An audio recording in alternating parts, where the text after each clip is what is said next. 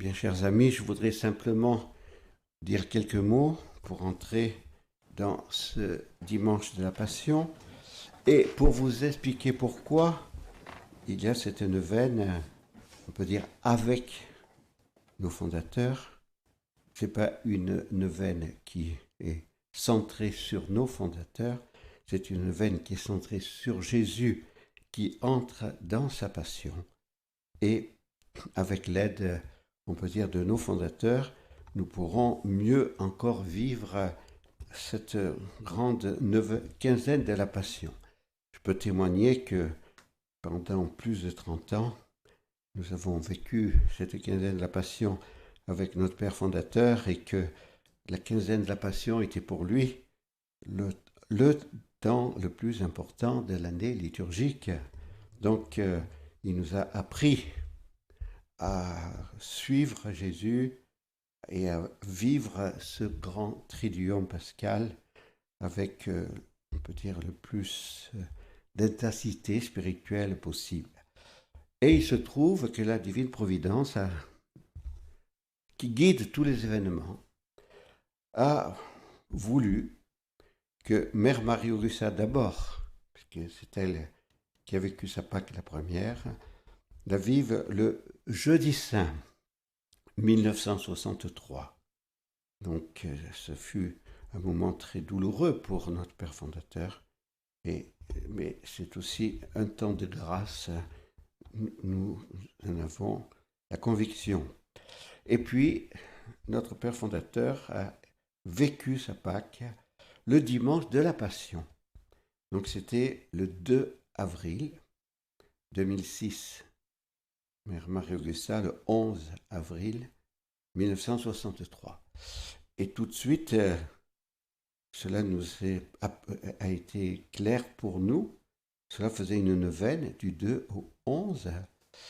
Et surtout, le dimanche de la Passion et le jeudi saint. C'est pour ça que nous avons choisi de garder toujours cette neuvaine du dimanche de la Passion au jeudi saint et non pas du 2 au 11 avril. Parce que la fête, la liturgie était très importante. Voilà. Alors donc, nous allons entrer dans, ce soir, à 17h30, dans ce temps de ce que nous pouvons appeler notre grande neuvaine, et